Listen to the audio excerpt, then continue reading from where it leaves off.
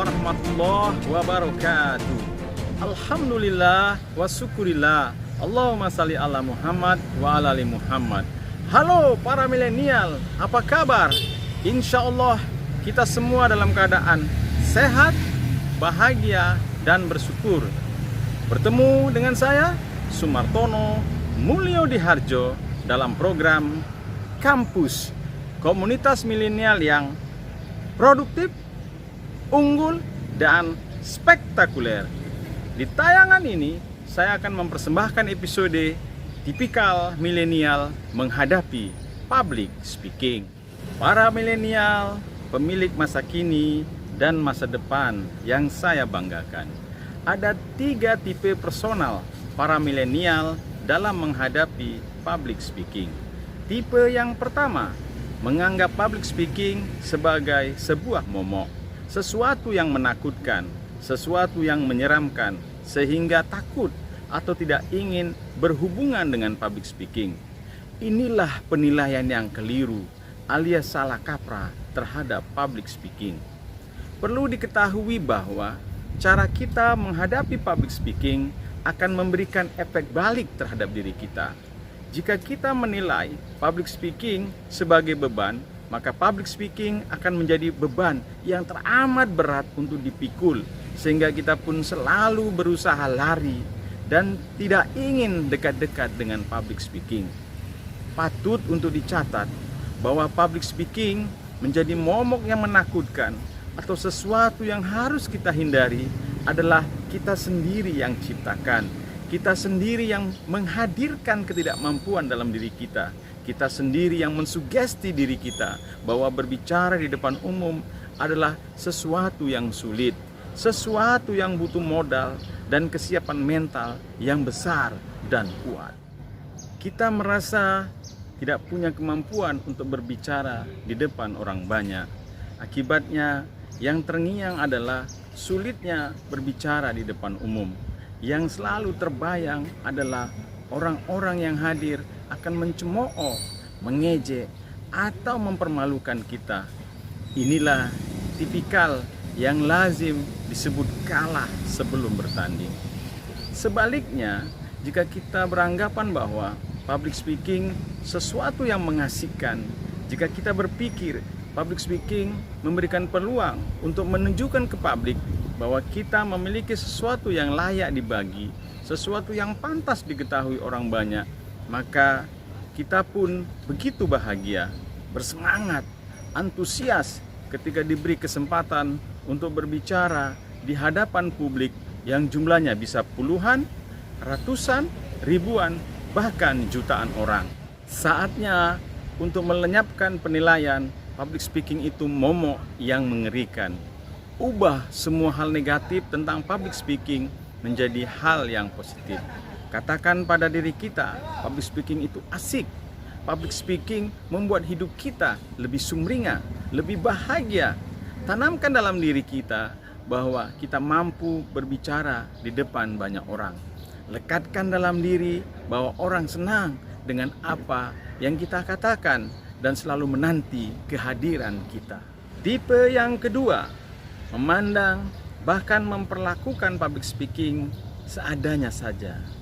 Bagi tipe ini, public speaking hal yang biasa yang tidak banyak faedahnya. Artinya, tipe ini tidak memahami atau tidak pernah menyadari manfaat atau keuntungan besar yang akan diperoleh ketika melakukan public speaking dengan sebaik-baiknya. Tipe ini memang punya keberanian berbicara di depan publik, tetapi hanya sekedarnya saja. Tipe ini tidak pernah melakukan evaluasi diri. Apakah audien mengerti atau tidak? Apakah pesan-pesan yang disampaikan memberikan kemanfaatan pada orang lain atau tidak? Apakah informasi yang disampaikan sesuai dengan situasi, kondisi orang yang menerima? Inilah pekerjaan yang sia-sia karena melakukan sesuatu tetapi tidak punya keinginan untuk meraih hasil yang maksimal. Bila para milenial merasa ada yang bertipikal seperti ini, segeralah berbenah diri. Keberanian memang modal awal untuk meraih kesuksesan dalam hidup ini. Tetapi Berani saja tidak cukup, harus dibarengi tekad yang kuat dan pengetahuan yang mumpuni agar hasilnya optimal. Ketiga, tipe yang memandang dan memperlakukan public speaking sebagai arena aktualisasi diri. Public speaking menjadi ajang pembuktian diri bahwa kita mampu menyebarkan informasi yang bermanfaat bagi banyak orang. Tipe ini begitu bersahabat dengan public speaking dan telah menyadari keuntungan yang diperoleh dari public speaking. Pembahasan tentang apa keuntungan yang diperoleh dari bersahabat dengan public speaking dapat disimak di tayangan program Kampus episode bersahabat dengan public speaking. Tekad, kemauan, dan perjuangan adalah modal besar dalam mengarungi belantara kehidupan era milenial saat ini. Tekad yang kuat, kemauan yang tinggi, dan perjuangan yang mumpuni merupakan bekal yang cukup untuk menguasai public speaking.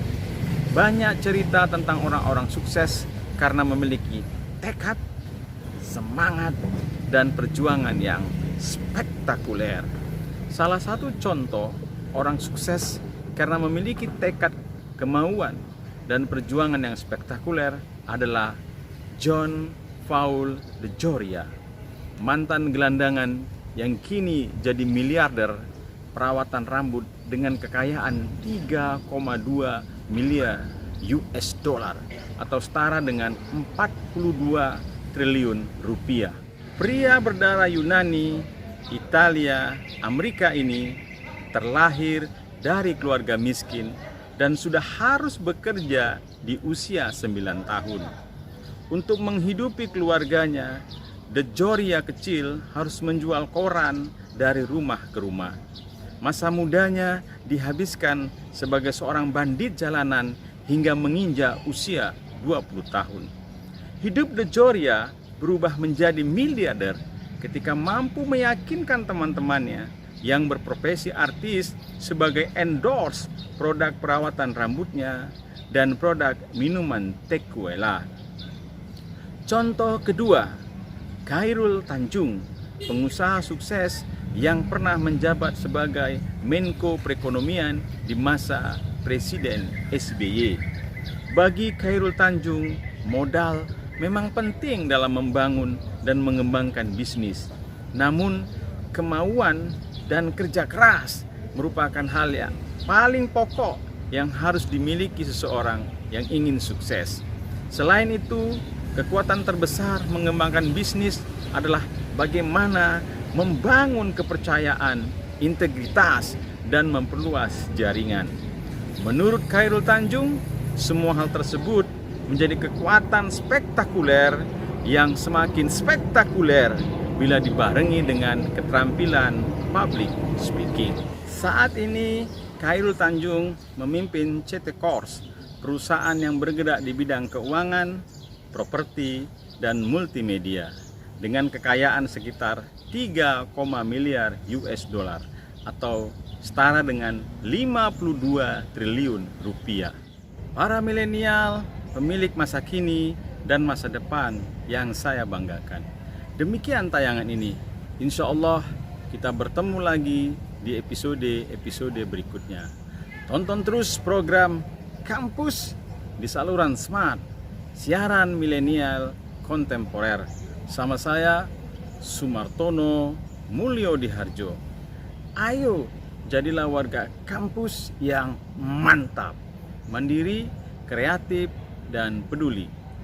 Dari Taman Haja Erawati Tulis yang indah dan asri ini, izinkan saya mengingatkan para milenial. Kita tidak bisa mengubah masa lalu, tetapi kita bisa membuat sejarah masa depan. Siapa saja bisa jadi orang hebat, siapa saja punya peluang yang sama untuk menjadi orang sukses. Tapi ingat, jangan tunggu sekarat jika ingin menjadi orang hebat. Ukir sejarahmu sekarang juga. Salam kampus. Assalamualaikum warahmatullahi wabarakatuh.